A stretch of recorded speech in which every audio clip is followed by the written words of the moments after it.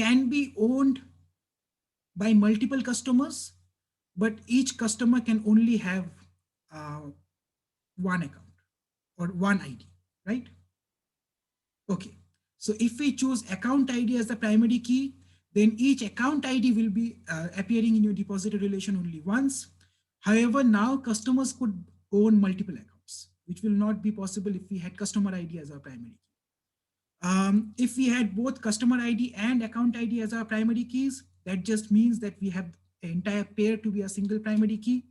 Then means that customers can own multiple accounts, and accounts can also be owned by multiple owners as well. Right, so most banks would use this last option. Okay, any questions? Yes. I'm kind of confused for the last option. So all customer ID and all account ID has to be unique? No, the customer ID and account ID pair has to be unique. Oh.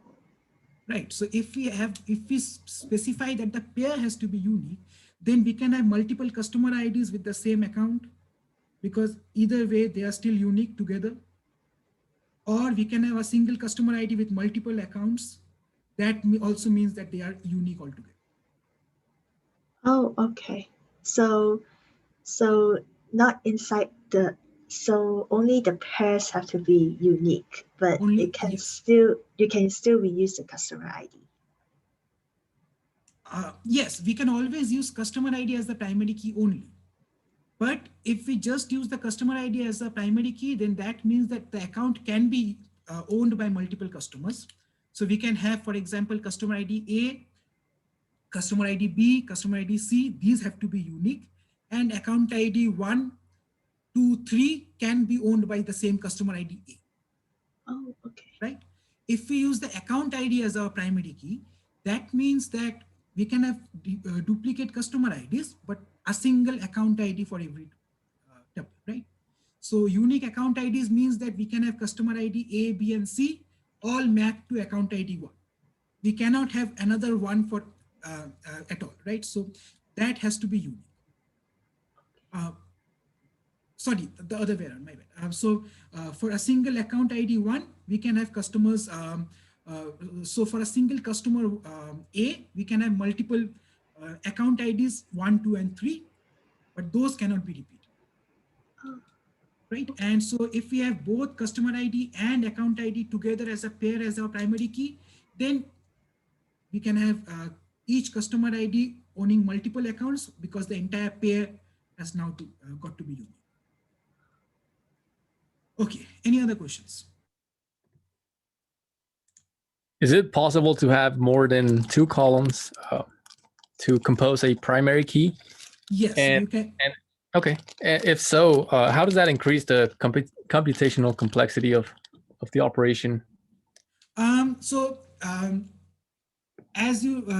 yes, that is a very interesting question. So if you have multiple columns that are going to be a primary key, then your database basically is going to increase the number of checks that it has to do when it's adding your values, right?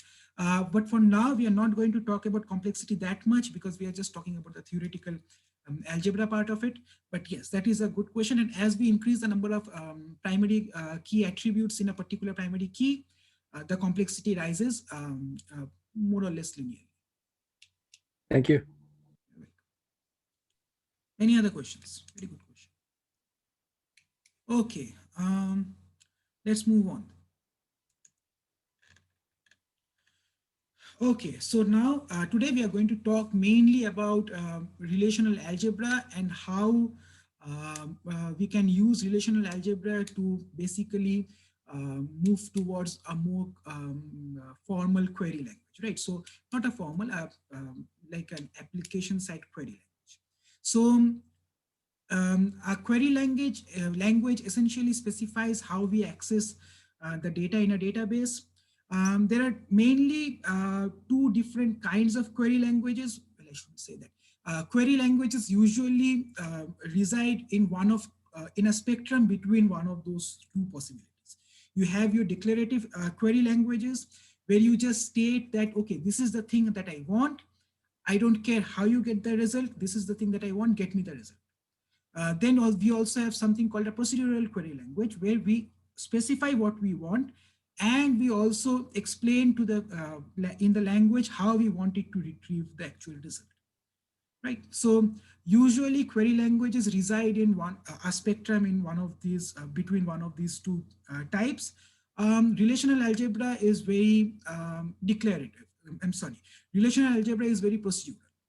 So you have to basically explain in a strict sense what we need to do. So for those of you who have done recursive programming and things like that, a declarative language would be a completely recursive programming language that doesn't allow any iterations or things like that. A procedural language would more or less be an iterative approach to writing that particular program. So query language usually include the abilities for selecting a few rows from a table, updating the table, deleting instances or tuples from the table, and things like that.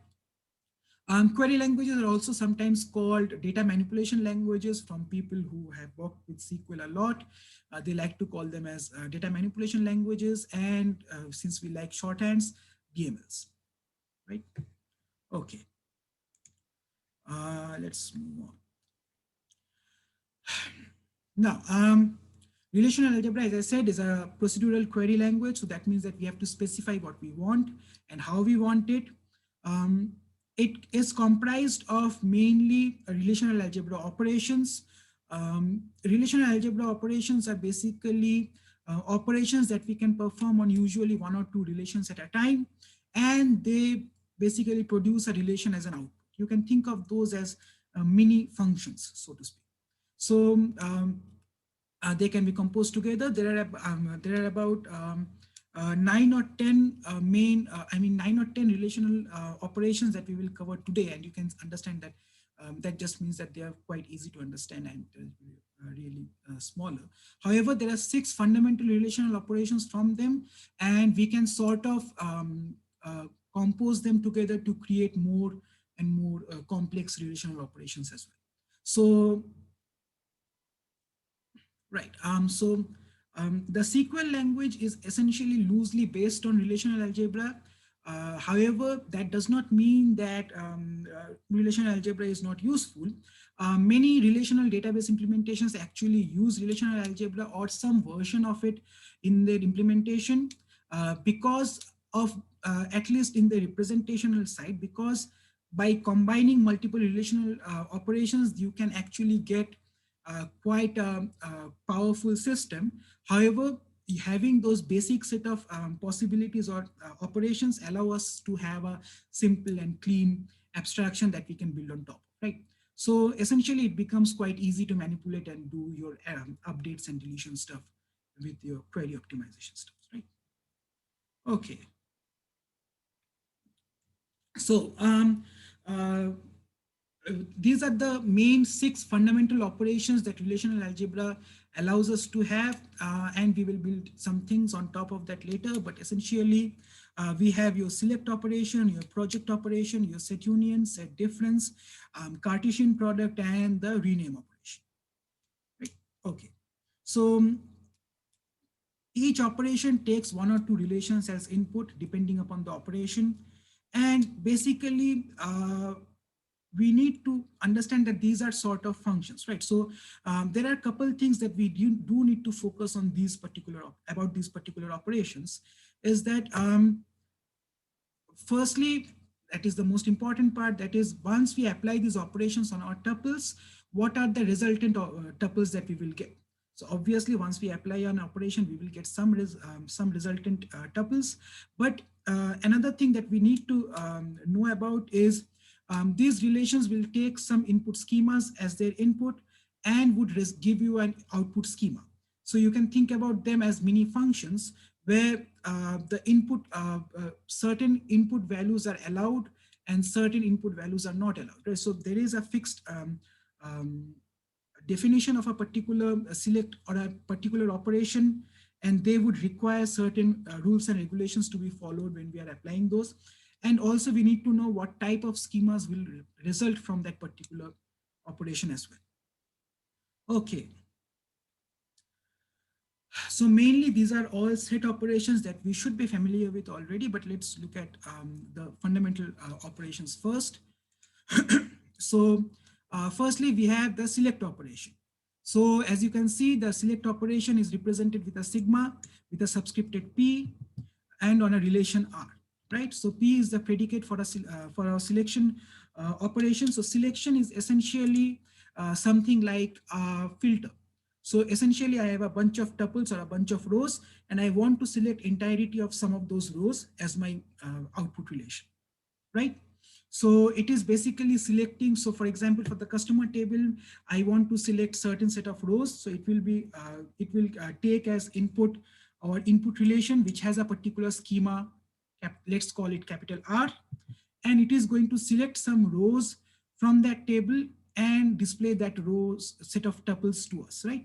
So if the input schema for a particular select operation is capital R, can someone tell me what will be the output schema of this particular operation?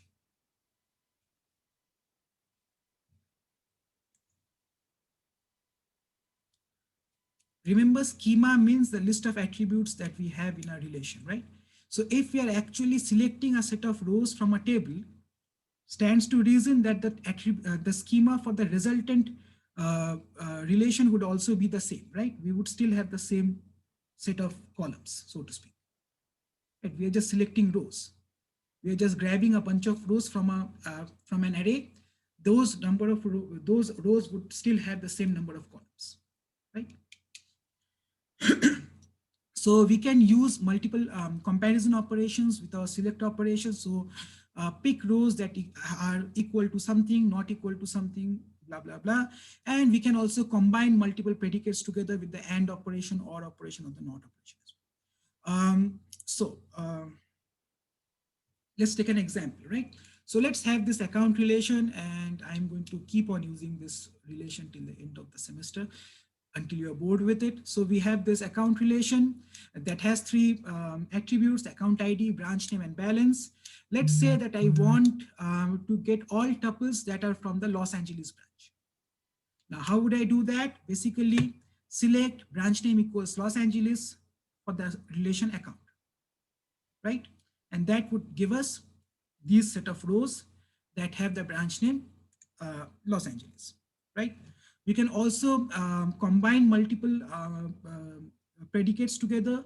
We can say that retrieve all tuples from accounts that basically are in the Los Angeles account, but have a balance that is under $300. So we can say from the relation account, pick the accounts that have branch name equals to Los Angeles and balance is less than 300. Right? So that basically filters out your accounts and gives you one single particular account, that is A322 Los Angeles with 275. Note that the schema of the resultant relation is still the same as that of the schema for the account relation. Any questions? No, cool. So whereas the select operation was selecting or grabbing multiple rows from our table, the project operation is basically going to grab multiple columns from our table. So you can see that the project operation is another relational operation that is now represented with the value, with the character capital pi. And you can see that there are multiple predicates here separated by commas. So these are going to basically be your column names that we are going to grab from our relation table R, right? So again, what is the input schema for our particular